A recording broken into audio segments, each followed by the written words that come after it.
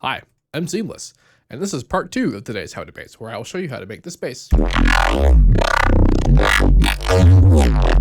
Part 1 is the same thing, just without any explanation as to anything that's happening. So for people who know what they're doing and know what's happening and really just want to see, and probably just get the patch, or the FLP in this case, that's what part 1 is about. This one is all about educating you. I moved the camera with my fists. Didn't want to do that. So, let's talk about the bear sound. This guy, not this guy. There's actually a harmonic in here, and I use this for educational purposes and also a massive, but they have nothing to do with what's happening in the sound. And I just replaced it with a drum synth. That was random. As I mentioned in the first video, I came up with this sound as an example for Reese synthesis processing kind of stuff in a lesson. And if you didn't know, I do lessons again. Normally it'd be handled through the Amon Records store page. That's where we sell a bunch of stuff, but that's been sort of on the fritz lately. But if you're interested in lessons, you can contact me on my Facebook page with varying success, as I can or cannot access my messages on Facebook.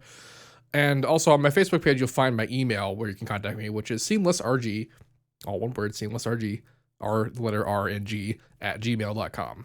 SeamlessR being, my username, and SeamlessRG being Gmail, and then @gmail.com. That's how that word is. Email me if you have, you really can just email me if you have any questions at all about anything. I'm usually pretty good about answering my emails. Anyway, the sound. This guy. So this is an RM Reese.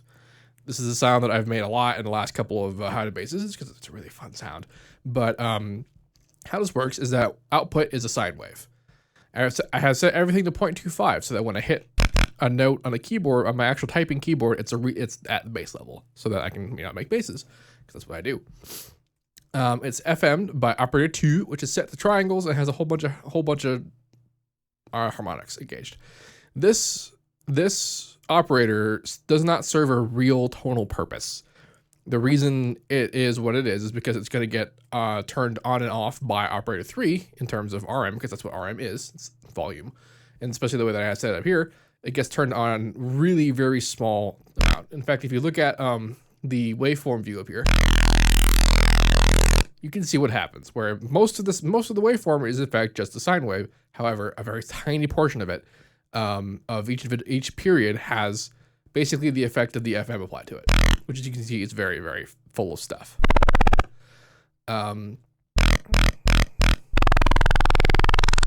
Yeah.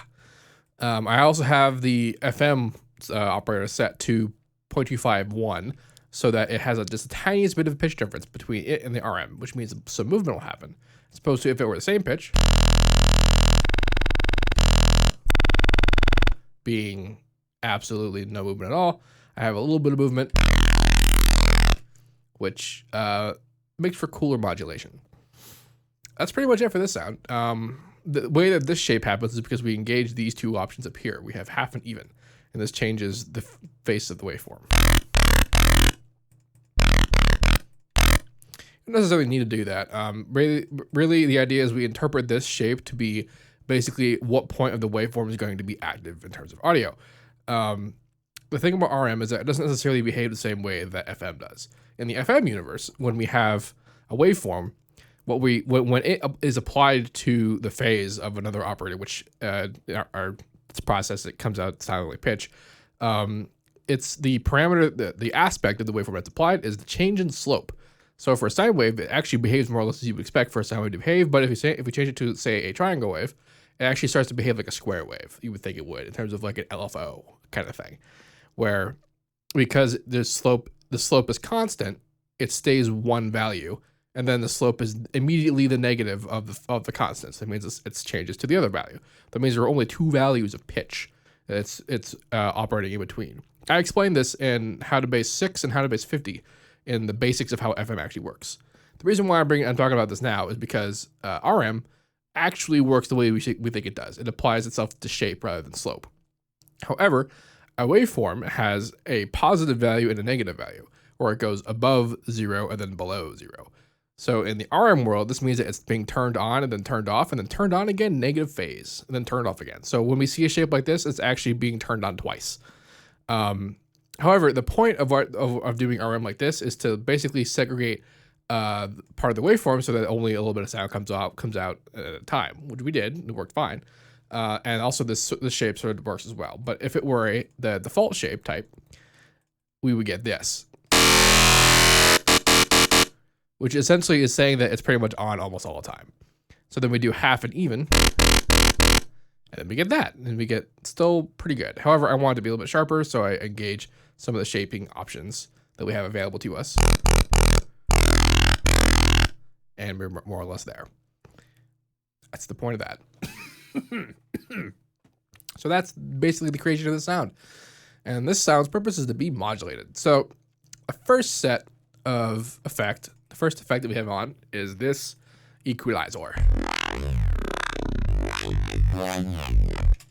Now I've covered the bandpass Reese. I've covered how to make 74, I think, was the choppy Neuro FM or RM Reese. That's what I'm doing here.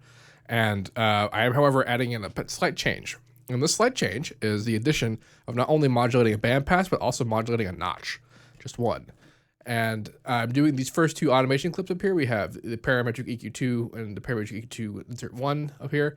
These two, this top one is a bandpass, this bottom one is notch. Sometimes I like to get fancy and I'll automate the bandpass and also the bandwidth of the bandpass and the notch, but today I just decided to do just the two. Because again, this was a quick example of how these things are processed for my lesson that I was having. My student. I have students. It's weird. It's cool though. It's real nice. It's real nice. Nice. So this sort of relationship. So we have the bandpass here. We have the notch. These two interact with each other, and the notch pretty much overrides the bandpass. It's pretty interesting, and it creates this sort of a little bit more interesting movement than just normal bandpass. And then I put a chorus on it. Now, what's cool about the chorus is that it has this idea of a delay. Now, because this sound is very sharp, because only a tiny portion of the period of the waveform has any kind of action on it, and the rest is a sine wave. The delay actually becomes really apparent. Like it does interesting things, and part of what it can do is you can accentuate the sharpness of the sound. Of course, it moves, and I actually had the LFO frequency engaged, which means that the delay value is moving between 0 and that, and that creates interesting movement, and it also creates weird sort of phase cancellation, which is the whole point of this idea of building Reese modulation and bass modulation like this, is that so the phase cancellation, when you apply pitch variation to like using a chorus or a flanger or resampling in a harmony or any of that, all has the same sort of result, just results differently, and it results from the same process, and that process is phase cancellation. And different frequencies will cancel out at certain frequencies, and it creates a very interesting sort of spectral view. So like if I turn the chorus off and look at this EQ, we see a lot of holes in the spectrum because the original sound had something to begin with. Like if I just look at it, we're getting spectral movement because of the difference in pitch and the FM involved and all that good stuff. But if I again look at the bandpass version, now look at the chorus version, it's barely perceptible, but there is a difference.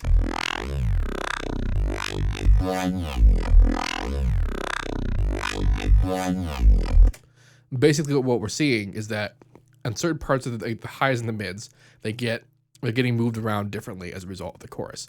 And this is what happens when you have that sort of interaction. And the result is a bit more apparent when we add in distortion.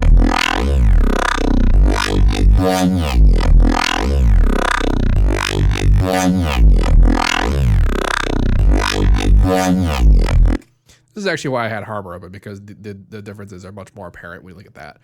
If you've ever looked at in Harmor when you resample more than once, the first recorded sample you put in the dry original of whatever you're recording will look pretty solid and pretty good, and then you resample it with some unison engaged, and then you look at it again in the next Harmor, and you start to see these weird striations in the frequency spectrum. That's the result of phase cancellation. It's the same. It's the result of the same process as what I just introduced with this chorus. That's why we did that. Actually, if I engage Wave Candy, we actually should be able to get a pretty good look at it again. But for real this time. Oop.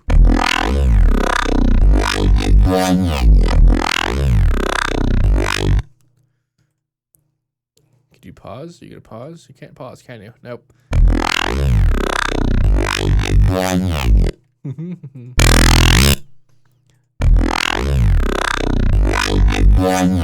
All right, right there, you can see it. Suddenly these lines show up in the spectrum. That's the result of the chorus.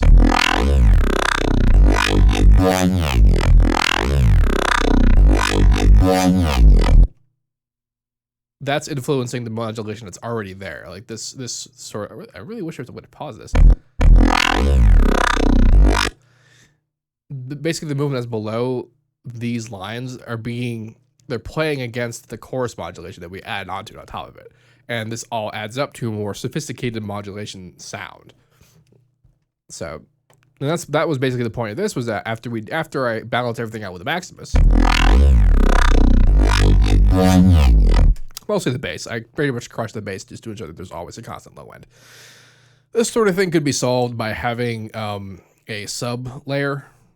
In fact, if I were doing this at Patcher, I probably would have just routed another EQ off of the original input to create a low pass reinforcement for everything.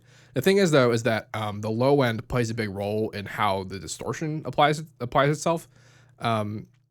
You would notice this. I mean, you should notice this pretty readily. Is that like when it's mostly just made at high frequencies that are being distorted, it acts very differently than if the low end is evolved in the distortion. So that's why I like to keep the low end for all stages, and then I might high pass the end result and put the original low end in there just to keep it steady, because it does screw with the stability of the low end in terms of what the actual note is.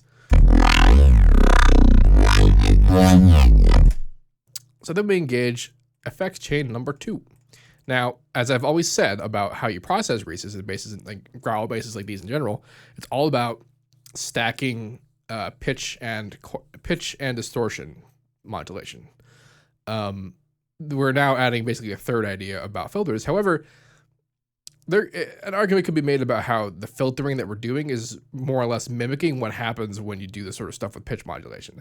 Like if you just some of my earliest Harmer resampling experiments were done on just raw saw waves that after having resampled like 6 times, you actually got like this sort of like movement out of it. And that was purely the result of just stacking phase cancellation, not phase distortion, phase cancellation. That's very interesting. However, this is just easier to use filters. So then I added this chorus, but this chorus is sort of similar to the original, but I am automating the cross cutoff, which determines at what part of the frequency has the chorus applied to it. And then that being the pitch variation, I'm distorting it. Now I'm adding in another equalizer with the bandpass notch configuration. Basically, you could keep this chain going on forever. You can keep adding in choruses and more bandpass automation and stuff like that. You might be thinking, well, if you already had basic modulation from the original bandpass, why are we adding on more? Doesn't that negate what you did originally?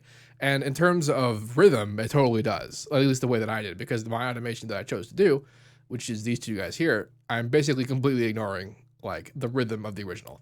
But that actually, in terms of the design of the sound, that plays a pretty big role, because what that is doing is it's moving the bandpass over unrelated automated frequencies, unrelated modulated frequencies. And what that does is it makes it sound like the original sound has much more interesting movement going on. And it actually doesn't make it sound like that way, because it totally does have that. It does have that more interesting movement. And so you're basically creating a new rhythm with the top end modulation, which is these two new guys, but it's going over the rhythm that's already existing, and that it's movement over movement. And the top one is going to be the one that creates your rhythm, but the bottom one is going to be the one that makes it sound more interesting.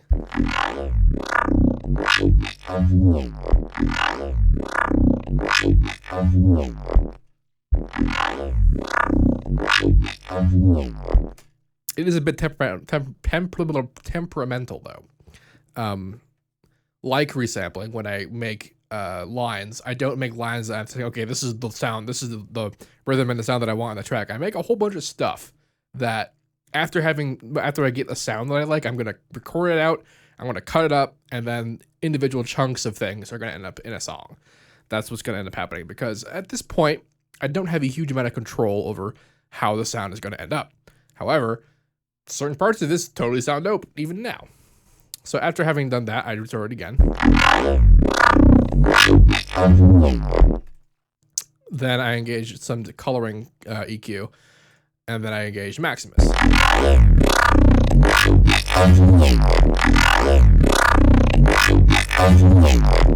The purpose of this Maximus is the same thing as the other Maximus, which is to control for the low end changes. Because if you look at the EQ,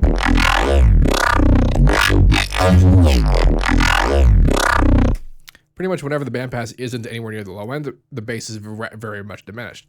Maximus has the ability to expand on even the smallest amount of low end presence, which is what is good for. And I do that for the mids and highs as well, just because it gets a bit crushy. And then I have the master page engaged so that it's compressing at 0 dB. This is not super duper necessary. Like, you could just turn the whole thing down, but